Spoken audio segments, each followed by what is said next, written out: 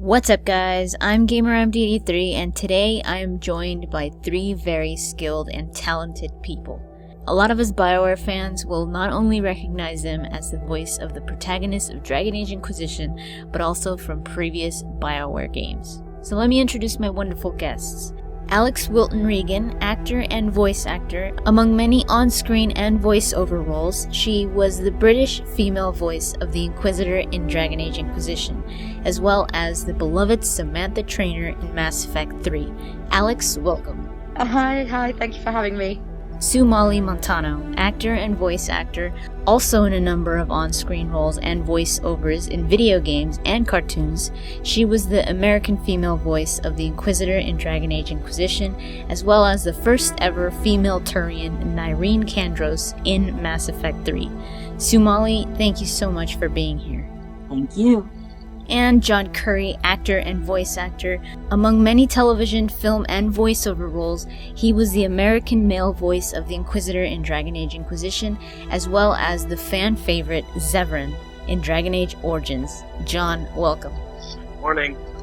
I've got questions here that I have provided, as well as the fans that they wanted me to let you know. Thank you so much for doing this, because this is awesome. We're happy to be here. Yeah, very. Thank you. Okay, so we will be talking about spoilers. Have you guys played the games? I know it quite rigorously at this point. Okay. Wow, I'm impressed, Alix. Well, only from what I remember in the booth. Have you played it? I haven't played all of it. I've started it, but there's a lot to get through. Is what I've realized. Do you play your voice? Do you play your character? Yeah, I do. Sorry. Yes. You want to hear your work? Sure, I understand that. A little bit. Yeah. Obviously, I checked out Sumalee's voice as well. You've got to understand the competition, right? But I'm not gonna lie. Jon and Harry sort of we're not quite in the same categories. Have you guys played it, Jon and Sumalee? No. No. Okay. I have never. You know what? My wife won't let me get a gaming platform because then I'll be. she's looking at me like I'm like. I get one. I see. Hermit. That's so funny because I'm the opposite. It was my husband who was like, please, can we buy an Xbox already? Can we, we need a platform. We need to play your game. Why aren't you buying one? I admit I don't have a ton of time, so it took me a while, but we finally got it. But I'm literally still in the hinterlands, so that's how no, yeah, you'll be there for a while. I think probably forever. Okay, so I think to start off with, since the three of you have been in previous Bioware games, how did you guys get the role? Did Bioware have you guys in mind to audition, or did you guys find out about the job previously? Okay, so I was very fortunate to be introduced to the Bioware family from Mass Effect when they brought me in to play Nyreen. I think that certainly helped so that I could get to know people, and then I auditioned for it. A lot of times you don't exactly know what you're auditioning for, so I didn't know what it was exactly, but I'm pretty sure I knew it was a Bioware game, so when I see that, I'm like, oh, okay, great. So I auditioned for it, and then they actually brought me in for a callback. Mm-hmm. So I did in this particular game, and Alix and Jon can talk about this too, but there's a lot of technical aspect because we have to match the timing of somebody who needs, somebody who sets the timing, and then we have to follow that up with performance and match that timing so the mouse flap looks good. And then after that, I found out that I got the part. Currie and Alix, you guys laid down all your material first, right? Oh, darling, I wish. No, I had to do a sort of, I guess, a mouth lap with Harry's. Yeah, that's exactly what we did too. Yeah, is how I would describe it. Yeah, so Sumalee, you were following Harry's timings as well, right? Is that correct? And Yes. Jon, were you also following Harry's timings then? Yes. Really? And who isn't on this call? Yeah. The one who's suspiciously absent Yeah. Right. got to dictate all our performances. Yeah, and then didn't show up for the call, honestly. You guys were actually matching the timing that you delivered the lines? You don't have to match the intonation, you don't have to match the emotional delivery or anything like that. But it's just, for example, if obviously there's so much to animate, in terms of the scope and the breadth of the game, that I assume that one of the easiest and quickest ways to do that is to sort of have, broadly speaking, let's say Harry takes 10 seconds to say a line. So Harry, by my standards, always talked quite quickly. So I would be taking like 15 or 16 seconds, and then the director would be like, "Nah, sweetie, no, that's not going to work for us."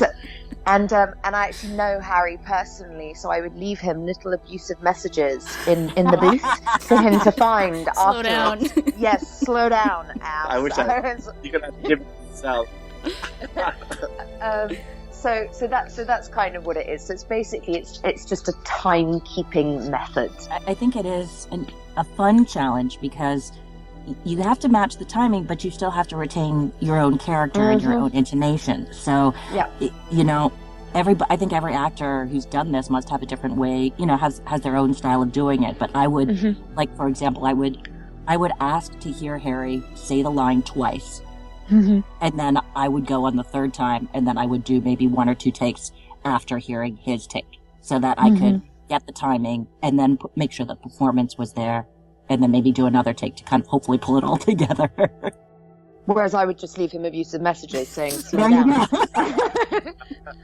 Sure, we all would have had we had this. The producers really wanted to know that you could go in and make a distinctive character and make it your own, and yet fit it in time of his delivery, essentially. Oh my god, that must have been hard. It's tricky at first. It Was tricky. is tricky because I think your instinct. But then I think I don't know, maybe this is just me, but as a voiceover actor, my instinct is when I hear something, like, I want to parrot it. Like my first instinct is to just repeat and make my voice sound exactly like the voice that I'm hearing. But this is a different, this is a different challenge. Sometimes you do, in theatrical and television and animation, you'll do ADR and looping, which is kind of a different beast. But you're either kind of matching, you're replacing your own voice with somebody else's voice. But it's we didn't always have. Actually, rarely had the video or the animation reference from the game at the time. You know what I mean? Because it was just being built, obviously, or was towards the end of being built, and so you and that voice, and then determining what your characters, or once you've decided on your character, or just sort of fixing, shoving it in there, going. I think that works, and then you have to have a good director too. We were lucky to have a really great guy here in LA. Oh, cool. Did you guys record in the same studio in the States? Yeah. Yes. Okay, fantastic. Oh, and so you both had the same director as well? Have you guys met? Yes, Yeah. John and I have met. Oh, okay, cool. I stalk her on Facebook. I stalk him on Twitter. Me too. And Alix and I almost met when you were. Yes, we did. We just missed each other with. We were gonna have a Thanksgiving lunch, weren't we, with the girls? Oh, really? I know, with Yeah. Allegra and Courtney. Yeah. I was gonna try and get Ali Hillis as well to come along. That's right. Aww. But yeah, unfortunately, I had to fly back, so I don't know if it did it happen in the end. Did you guys? Wait, you two met up for lunch, didn't you? Allegra, Yeah, Allegra and I yourself. and I ended up having lunch. Because she but sent me a picture, which was lovely. Oh, we I had so think I much saw fun. that, yeah. It was terrific. So, what's it like when you find out that you will be one of 4 voices for the protagonist? Did you guys, I was gonna ask, you guys answered this already. Did you guys want to hear the other actors? Like, did you guys did hear Harry's, like, as you were saying, but did you want to hear every other voice actor to see how you were fitting in? I actually didn't get an option. I don't think I heard anyone until the trailers came out. Oh, wow. And then I did go round and I sort of listened to everyone's to everyone's voices in the run-up to the release, because everyone had their cool. own little snippets Yeah. online that sort of came out. In the booth, I tried not to listen to Harry's voice, but if I was going on too long, then they would stop me and say, Alix, you have to fit this timing. Okay, the timing. And then I would go within that. So I didn't actually get a choice. I didn't get an option to hear anyone else's, but then I stalked everyone online as well as soon as I could. So yeah. I don't know, maybe it was a matter of the timing of when you recorded versus when we recorded, but there was occasionally, I mean, literally there were like 12,000 lines that we each recorded, but I think like 11,995 were Harry. And then occasionally, I don't remember what the line was, but I remember once I matched you, Alix, and I think another time I matched you, Jon, and it was just, but it was so exciting for me because oh my gosh, I'm hearing the other Inquisitors, and I was like, ooh, she's good. Ooh. But it was so exciting because, and this is not to take anything away from Harry. It was just, 11,000 lines of hearing him, and then it's like a change. It's different. Yeah. Oh no, I get it. I totally get it. I was on a job with Harry over here in the UK when we both found out that we'd gotten the role of the Inquisitors, and playing husband and wife in a radio drama, and he found out before me, and I was furious. I was so furious. He was like, well, darling, I mean, I really shouldn't say anything, but I'm doing this little job.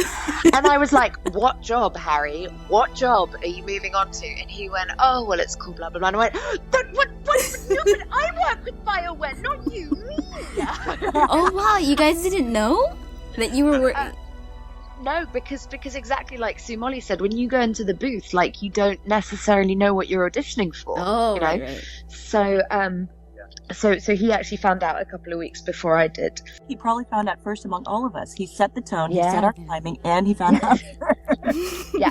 He's actually now recording the entirety of BioWare's upcoming catalogue just to annoy people. And the Bible. And the Bible. You must give him our love. You must give him our love. I will. No, of course I will. Absolutely. Yellow. He's going to do the yellow pages in 20. Since the Inquisitor has very different interactions with all the characters, here are a few quick fire questions for all of you. Your favorite companion to interact with for the comedy? Iron Bull. Oh. Iron Bull. Yes, Really? Iron Bull, yes. Nice. I mean, if he's not trying to have sex with you. And a close second would be Varric. Aw, yeah. And for me, Sarah made me laugh a lot. Oh, yes, of course. There's a lot of good ones. Because of the English accent as well. It was so fantastically well delivered. The weird, mist being that comes in and out. Oh, God, what was he? Cole? Yeah. Oh, cool. Yeah. Yeah, Cole. That was... His delivery was really good, too. Yeah. Really good. Yeah. Yeah, you don't really understand what he's saying, but you're like... No, never. Yeah. But he does it so well. Yeah. Yes. Favorite companion to interact with for the romance?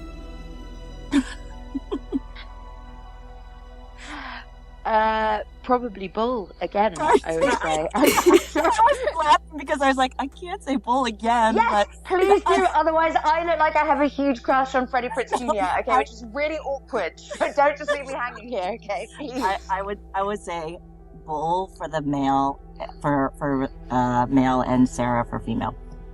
Yeah. Okay. Yes, very diplomatic. I agree with Sumalee. That's what I'm going for as well. Sarah, yeah. Sarah. I mean, it's another thing. It's like, want to have.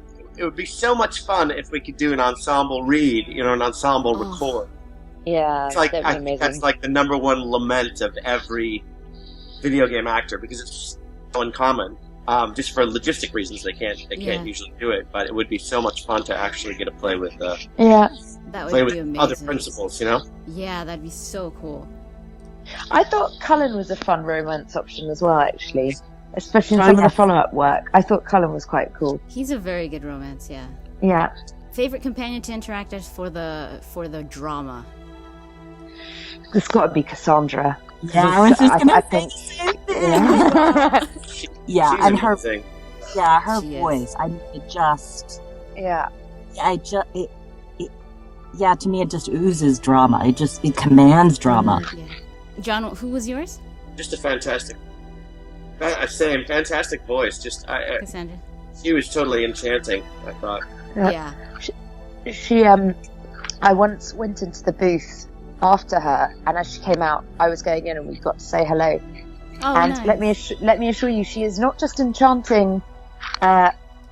She's not just enchanting through the headset. She's also miraculously enchanting in real life. Aw, that's wonderful. Because when I went into the booth, it was very clear that all the boys in there were completely in love with her. I was like, gentlemen, you're all in a funny mood this afternoon. They said, I just had Miranda in here. And I was like, oh, now I get it. They're It all was very giddy. funny. The engineers. Yeah, they were very giddy. It was very funny. Aw. That's interesting. I kind of feel like I had the same experience, but with Brian. Oh god, That's yeah. hilarious. I had never met him in person. It wasn't until not too long ago, sometime in the past few months, and I didn't know it was him. And then one of the engineers said, "You know who that was, right?" And I was like, Very "Who was dreamy that?" like. Yeah, I mean, it was the same, and they had that look in their eyes, like, "Oh my gosh, we just worked with Brian." Favorite companion overall? Oh, Sumalee, just say it, and then I'll back you up, hon. Just go for it. You know what we're both going to say. You go first, and I'll make it less awkward. Iron Ball. Yes, it was Iron Ball. Brilliant. Okay, but I am gonna say the close second would be Solus. I mean, wait, no, Cole. Yeah. What am I saying? No, Cole. I'm so confused. I like all of them, but no, Cole. I have such a soft spot in my heart for him. Yeah. Because he's like the lost soul type of Yeah. Yeah, I can understand that. Was there a specific line or moment in your experience voicing the Inquisitor that you remember being difficult? Emotional reasons, or if it was just hard? Listening to Harry. Exactly. Brilliant.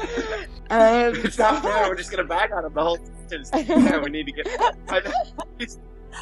Given that I refused to listen to Harry, it would probably for me be the time that I had to ask the studio engineer to turn off all of the lights in the booth so they couldn't see me, and I had to ask everyone to turn around so they weren't looking at me. Yes, for the sex scenes, specifically with Bull. And it was, I'm not even kidding. I said, guys, you can't look at me. You have to turn around and turn off the lights so that That is brilliant. Don't do I it. never That is hilarious. and then, yeah. as an option. That's brilliant. You're like, I'm gonna do yeah. that next time. I had a similar, but different. For some reason, I'm pretty sure it was my romance with Solus. I think Mhm. that one was. I don't know why. It was a little bit more challenging for me. I'm not sure why Really? though. Yeah. Because it was painful in parts, you think? Because it was painful in parts. Just a little bit. I don't know. Or you know what? It could be the day too, because there was, because we get to record this over so many days. Like there are just some days you come in with a little more energy, and it makes those scenes be a little easier. And there are other days you come in with a little less energy. Also depends if you got the 9 a.m., right? Huge difference. You're like, I need coffee before I do this. Like more espresso, please. Keep it coming. We're gonna do Solus today. Did anyone else freak out when they had to record the trailer for it? I really freaked out on the trailer. Really? Wow. Why? I don't know, but that was another turn off all the lights and please show me your backs, gentlemen. Really? Recording session.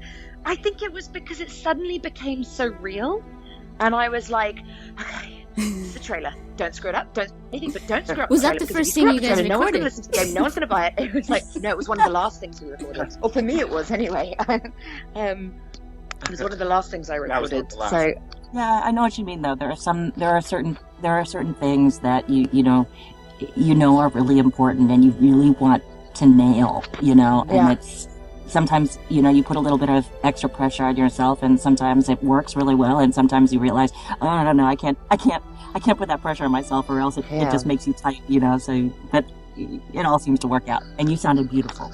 oh, thank you. That's very kind. So there was one day where I don't know if Sumalee was at the studio on this particular day, but we recorded at this awesome, really historic studio in Hollywood that has been the home to so many amazing albums. Michael Jackson's recorded there, all these amazing artists. Mm-hmm. And one day, this band, the band Slipknot, that yeah. I know what you're gonna crazy say. Yeah, they were recording in the next studio. So there was this lead from the bass. We just had to stop because it was just like, we had to take these long, protracted breaks because they were paying a lot of money for that. Oh wow! Now I'm gonna sit in Dragon Age Inquisition when I play it and just try to listen to see if I hear any in the background. They're totally mellow dudes too. You just stand out there eating peanut M&Ms and talking. Did they come in their masks? Because they all wear masks, don't they? Were they round the coffee machine with their masks? Look scary in videos. No. The voice of the Inquisitor is not exactly your guys' voice. It's a bit different. How did you guys find the voice of the Inquisitor? So, okay, I'm going to get a bit meta on this, right? So, there isn't really an Inquisitor, if you think about it. There's actually, the Inquisitor is the character that's formulated by the person playing the game. So, you guys, the audience, the game players. Mm-hmm. So, for me, I couldn't have a strict definition of who she was in every single situation because, of course, there's 20,000 different situations that she could find herself in. Right. Hence my whole taking off my shoes in the booth thing, so that I could feel grounded and kind of lower my breath. Oh wow! Fire up my furnace, and I sound such a lovely, don't I? Fire up my furnace. It's actually super hot. I say that in the States, you clearly don't, do you? We talk about. I'm actually going to ask you to do my outgoing message on my. I love that. Hi guys, Jon's out firing up his furnace, but if you'd like to leave a message,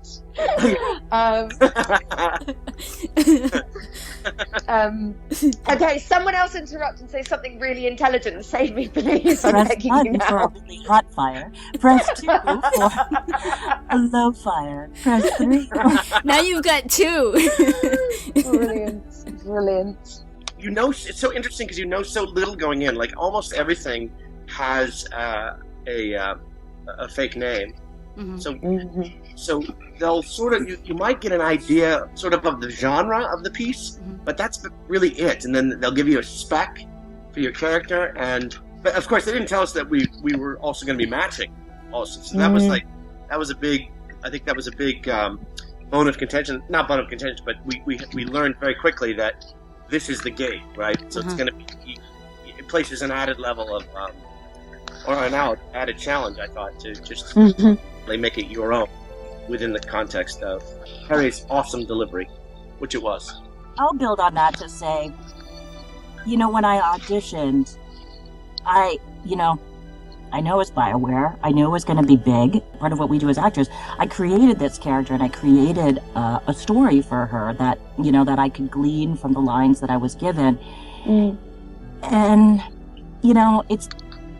I think I'd say half the story worked when I finally figured out where, who I was and where I was. And so I could kind of pull from that, but you kind of have to work on the fly too, because we don't necessarily know what the situations are, like Alix said, that we're going to be facing, and you don't get the lines in advance.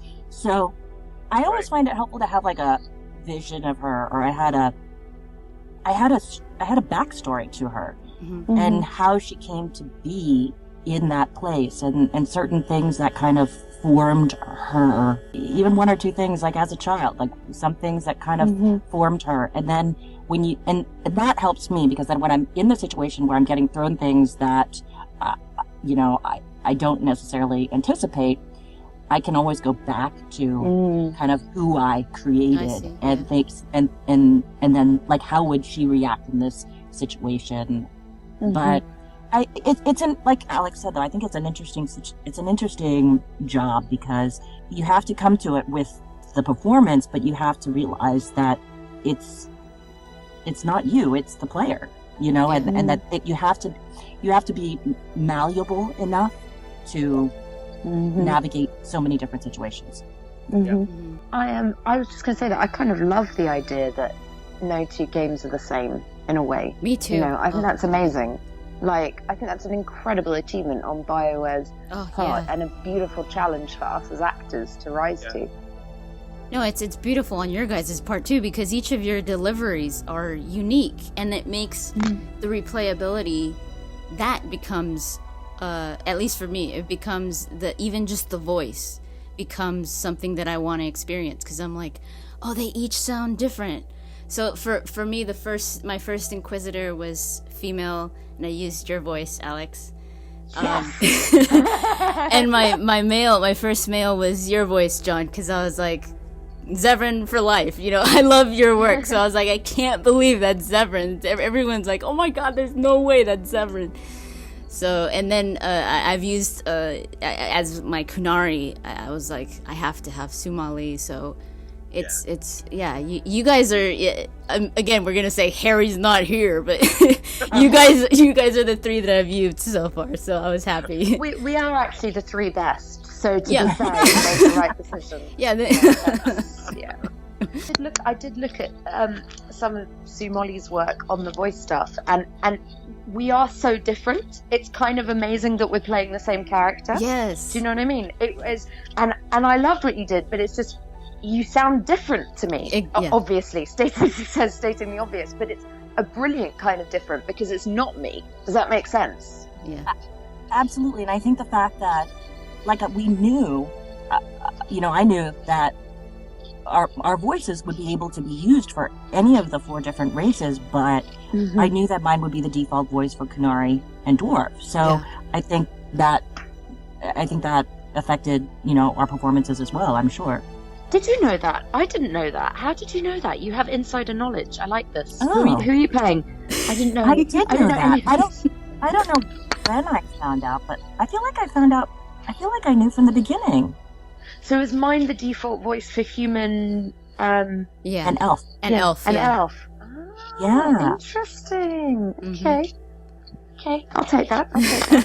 A lot of people have been asking this, and I know sometimes you don't remember exactly, but do you have a favorite moment or a line that people just want to know, if kind of like the whole, all of you guys said bull, they want to know how different it is for you guys. Was there a specific moment that you loved, or that a line that you just thought was great? I bet you we're all gonna have different answers on this. You guys go first. You guys say first. Hands down, my favorite was I haven't gotten this far in the game, so you'll have to help me. But it was where we were probably like standing or sitting at our thrones and making these huge pronouncements about like the fate of whether somebody would be killed or whether you know what I'm talking about? Like off with his head. I feel like we did like 40 of those, or maybe not that many, maybe like 20, 25 of those. But those for some reason, those were my favorite. Oh, they were brilliant. Anytime he was allowed to be a smartass, basically. I enjoyed when he would make an observation about how the rift in the sky, and how essentially the world was ending, and that we're talking completely nonsensical, and he would just bring it, he or she would just bring it back to just sort of this wry kind of observational. Mm-hmm. Yeah. I really enjoyed those. My favourite could one thing in this beep world just stay fixed? Oh For my the last god. one. Yeah. That's classic. It's a classic. Oh, That was fantastic. And also what I loved was because I'm not like a big time gamer, so I don't really know the sort of the laws of gaming, but I did think that last final part, so the third DLC, is that how you describe it? yeah, the trespasser one. Yeah, Trespasser. Mm-hmm. I thought it was so good. Oh my The god, yes. writing was fantastic, and I was like, they've really saved the best for last, Yeah. but they really, really have. Yeah. And I remember thinking that in the studio, going, this is effing brilliant, It excuse was. my language. And the lines were great, and it was big, and it was emotional, and just as an actor, I love hitting those emotional highs. You know, so it's when for us, we got to actually put the whole story together and go, no. Yeah. You know, as you guys did as well, I'm sure. Yeah, Oh, that's yeah. true. So I love that. I love that bit. Yeah. I remember like, no, oh my god. Yeah, and you're right. Hitting those emotional highs it's such a joy, especially because you have to do it, you know, so quickly, you know, and it's like you just find out like right then, and then 5 minutes later, you know, you get to be there. And you know, just to give Josh some credit on our side, at least for me anyway, he was tremendously, our director. Mhm. He was tremendously helpful in creating the environment, especially when you have a line that's completely out of context, and you really need someone to A, tell you what the hell's going on, and B, to read the other roles and read you in, so that you can give a performance which is based on something. You know what I mean? Based on another character's, whatever the scenario is, you know, in that particular moment in the game. That's true, and because he's such a fan, such a gamer himself, and Oh, he cool. knows the world so Yeah. I well. see. So like anytime I had a question, like how do I feel about this, or how do I feel about this person, like he could, you know, he could fill us in so well. Yeah. Oh, that's great. He's an incredibly smart. He's a really smart guy. He's just and a wonderful actor as well. So we were lucky in that regard, I think. Oh, cool. So there you go, Josh. You're welcome, buddy. Josh, I look forward to working with you. That's what I'm going to add to that. Did you work with Caroline, Alix? I worked with Caroline a little bit at the top, which was fantastic because I was very nervous because I sort of guessed how big the game would be. So she's amazing. I love that woman. She's very, very dear to me, and she was great at sort of calming me down and easing me in. And then we had a group of sort of 3 British directors that would rotate on a weekly or 2-weekly basis, who, same thing, would sort of know the world and lead us into it. And it, in a strange way, it was actually helpful, I would say, in that context, going after Harry's recording, because they would know the situation that the Inquisitor was in at that point. And if I just didn't have a clue, then they'd go like, oh, it's this bit where blah, blah, blah, blah, blah, because they'd explored it with Harry. So that was very helpful, for sure. Oh, cool. I was really blown away by the caliber of the writers. Yeah. And their sense of humor and how in the world you keep the world straight. Yeah. Okay. And the Crazy. possibilities. Yeah. How do you even keep it straight? Yeah. John, you this is the second Dragon Age game that you've been in? Mhm. You weren't in Dragon Age 2. Well, Zevran was, but Yeah, Origins. Everyone was in Origins, right? yeah. Yeah. So someone actually, they were like, please let him know do you miss Zevran as much as we do? I miss the checks from Zevran a lot. Yeah. No, he was so much fun, and it's very interesting. I mean, I will say that of all the roles that I've done, by far and away, the most input that I've had from just, you know, people pinging me from all over the world, like, has been about Zevran. I mean, the possible sexual encounters. Sorry, like- John, tell me more about this character.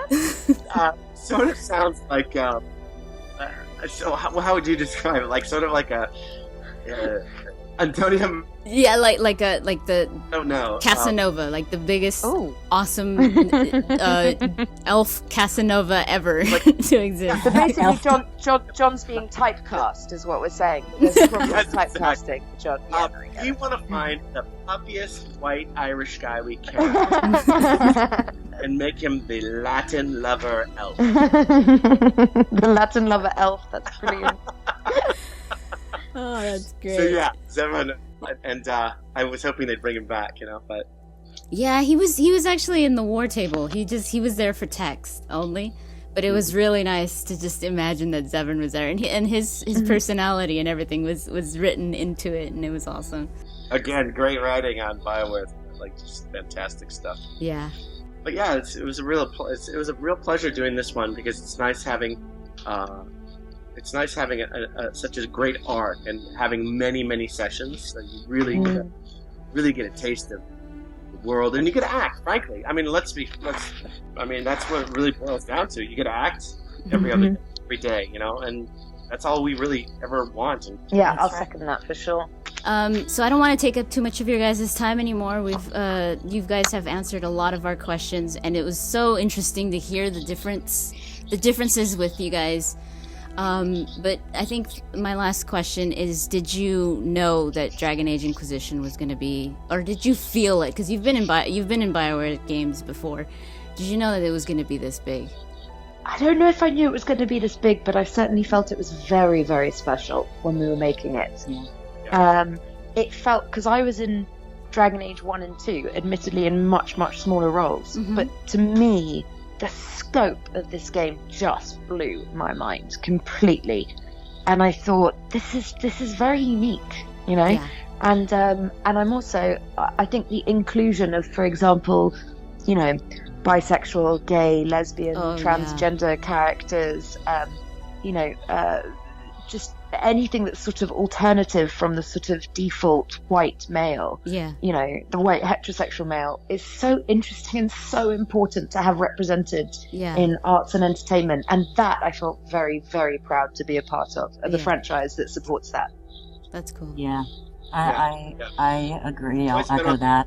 And they For know how sure. to do it. They do it very well. It's not just like thrown in there. It's actually, you could feel that it's real. It's it's something that they truly believe in. And I think it goes back. We've said it a lot, but it goes back to the writing. And I think BioWare does such a great job of being so inclusive, and you feel it. Like I didn't have a huge I didn't have a huge part in Mass Effect, but like even from that short experience voicing Irene, I started to feel that, and then on Dragon Age, it just. I don't know. I don't know if you guys can, if you guys could feel that too. But like literally, even from the callback, just the way everybody works with you. There's a certain level of respect and inclusiveness that I you agree. just feel, and it comes from the top. And you From the say top it comes down. from the top. But and then afterwards, after finishing it, then I start to get to know people, and even the way the writers, like interact on Twitter, like you can feel it, yes. and it's like, I agree. yeah, Patrick and Mike, and it's just like, wow. Yeah. And it's such a special feeling to be part of that kind of family. And Yeah, that's really true. That's a great point, and I think your viewers, might not know that's pretty rare. Yeah. You don't always go into a really collaborative, creative process like that, where you're made to feel like you have a very vested stake in what you're creating. That's not always the case. Cool. Completely agree. And there are very strict parameters, and you are being asked to perform a job, and you understand very quickly that that's your role. And other times you are brought into the fold as a collaborator and as a performer and as a creator, even though we're not writing the dialogue, but I got that inclusive feeling from the callback, like you mentioned, from the very beginning. Oh, that's really And cool. it's just a sense of how people work with you, you know, and you don't find that everywhere. Yeah, we could feel. I think as fans, we could see it on, like you said, on Twitter. It's just so. It's this type of a family feeling that is so. It's so. It's easy to see not only like on Twitter and in social media interactions, but even just through the game, the way that it's all expressed and it just comes down to something being so special. So we, as fans, we want to thank you guys again for everything that you've done. You guys have been a part of what's made Dragon Age so amazing. So thank you so much. You're so welcome. The pleasure. the pleasure was all mine. So I want to ask you guys: is there anything that you are working on that you want to let us know about that we could check out? I'm looking forward to having a bunch of my upcoming roles replaced by English actors. I'm doing my best. We're just continuing down the ladder of. Soon it'll be one day, one word. Firing the furnace and everything. Yeah. Press My one furnace for- is fired up, alright. No, I did a role in Scandal recently. What? That's cool. Wait, say again? Yeah, I did a role on Scandal recently. I shot it a couple months ago, but I think it's aired. It's in this season. I think they're in the 5th season now, I believe. Oh, That's nice. so cool. Do you know that Yeah. I intro Scandal here in the UK for Sky, Oh, yeah? for Sky Living? Yeah, I'm the one that goes Scandal tonight at 9 awesome. on Sky. So your face will be in my bumper pack. There you go. See that? That's a great job. That's a great promo job. Congratulations. Thank you. No, but that's like, you know, how cool that you're in Scandal. That's even cooler. I Okay. usually get it around the 5th season, or the 5th season of things is when they'll start seeing me. Oh, cool. That's fantastic. Look at you being I all don't know. modest. I know. He's like, Exactly well. right. I definitely have a few games that I'm really excited to be working on. Awesome. I think there's 2 that I can talk about that I can say that I'm in, but I can't say the part that I play. I'm in the next Mirror's Edge 2. Oh, That's wow. fantastic. Congratulations. Thank you. And what's it called now? Master of Orion. Oh, cool. Oh, cool. Yeah, so I'm excited about that. I've got. I'm recurring right now on ABC's Nashville, which is on Wednesdays at 10 o'clock. I play Juliet's therapist, Nice. Dr. Kitley. You'll see me in the new season of Veep on HBO. I kind of am in love with my character for Veep. And Veep. so that'll be later on, but that'll be later on this summer. And if you haven't seen 10 Cloverfield Lane, Oh, Are you in that? I am in that, but I had 2 little voiceover parts for it, but I am so thrilled to be a part of this movie because, dang, it's so creepy good. I want to see it so bad. Yeah, please do. When I recorded it, I didn't know anything about what was going on, and they were so kind to, credit me, and it was such a. It was just such a fun thing to be a part of. It's a great movie. So that's out now, and I think it just launched. You can check my Twitter feed for a little web series called Sorry Ari, and I get to play a really fun fortune teller in that. Oh, nice. That's fantastic. You're busy, girl. Who's your agent? Yeah, man. That's impressive. I'll have my people talk to your people. Alix, what are you doing? Are you in the West End? What are you doing? What am I? I love that. Must be in the West End, surely. You go from your promos, your Sky promos. Oh, yes. Just go, literally enter the stage door next door, because it's all right there, right? And just on as wish. Ophelia. That would be As so Ophelia good. and Hamlet. That would be so good. That would be so good. Although, obviously, I want to play Hamlet, not Ophelia.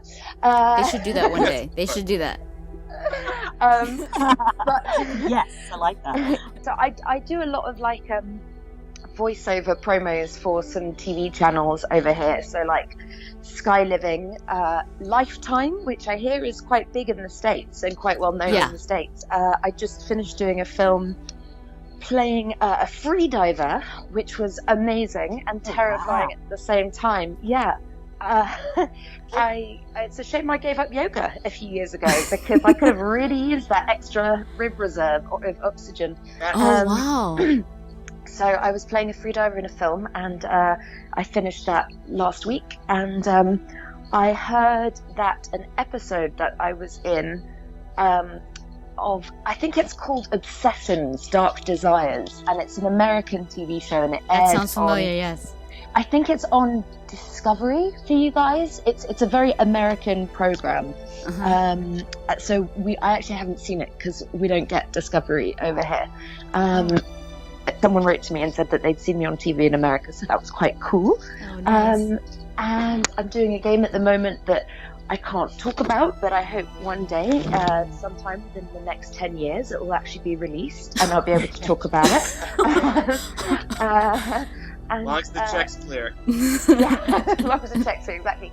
And in the meantime, I founded an organisation in December called Play for Calais. So play being obviously like playing for the number 4, and Calais, which is a place in the north of France. I don't know how much you guys have heard about it over there in the States, but we've got a kind of refugee crisis happening on our doorstep here, with people moving from the Middle East over into Europe and then getting stuck in the north of France, trying to make their way into the United Kingdom to be reunited with friends and family and so on and so forth. Oh, wow. And so I started a project where we do safe play havens and cinema screenings for the children and the teenagers living in the refugee camp over there. Amazing. And thank you. And I just got back from my 6th trip this morning. That's actually. so cool. So, And you organize this? Wonderful, Alex. yeah. I set it up in December. Oh, wow. Congratulations with that. Thank you very much. We've had some incredible donations. I mean, we fundraised like £8,000 online. And it's still going, right? It's still going. Yeah, there's a Go Get Funding page. Yes. If you type in Go Get Funding and play, and then the number 4 Calais, then I see it. Our funding page will come up. I'll put it in the description for you guys. Do. Yeah, for you guys to Thank find you. it, and yeah, please check it out because it sounds like a great cause.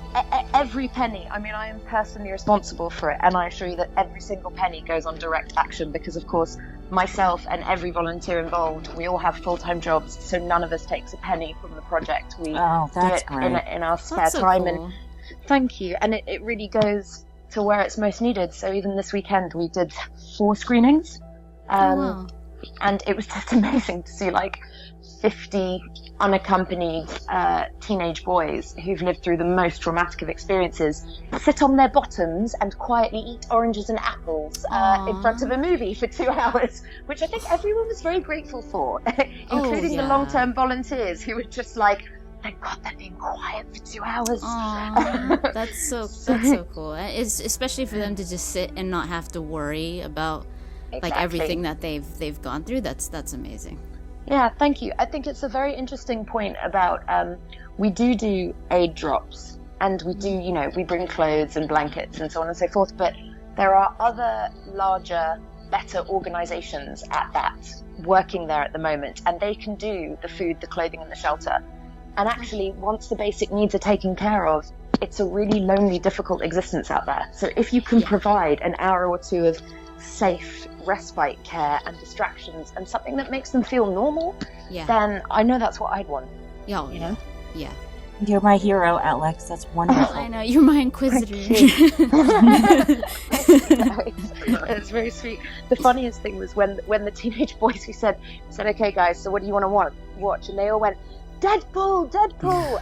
And I was like, guys, I haven't even seen Deadpool. I don't even know about Deadpool in the middle of a refugee camp, okay? And they were like, well, like, I'm 14, so I'm pretty cool, isn't it? And I was like, yeah, exactly. And then, of course, I realized, like, they are teenage boys exactly like our teenage boys, So they want the new Star Wars, and they want to watch Deadpool, and I get it, Yeah. So, Yeah, of course, I get it. Still trying to get hold of Deadpool. If anyone is listening to this who can get me Deadpool legally, please get in contact. Okay? It is a wonderful cause. Not shot on your home camcorder in the movie theater. Yeah, legal. Legally. Thank you. Well, again, this was such a pleasure, such an honor. Again, thank you so much from not just from myself, but from the fans. Having the 3 out of 4 Inquisitors coming together was amazing. You're so welcome. Such a pleasure. Yeah, thank you. It was a beautiful interview. It was great to talk to everyone. Yeah, it was really cool to see you guys like go back and forth. So I'm sure everyone's gonna love that. But I will have all of your guys' links and social media. If there's anything else you want me to provide, I'll have it in the description. So everyone, please check that out. Thanks so much, Sumalee and Jon. It was lovely to meet you both. I have to say, it was fantastic. Really, same as well. Really nice to meet you finally. And thank you, Andy, for organising. It was brilliant. Oh no, of course, it was my pleasure. Thank you. Yeah. So fun. Thank you very much. That's pretty much it. Thank you so much for watching, and I'll talk to you guys later. Bye-bye. Cool. Take care, guys. Bye. Always there. Yes. Yes. There's just always cookies there. It's true, though. I gained 48 pounds. Someone say something clever. Yeah, someone's and then I'll waiting. agree.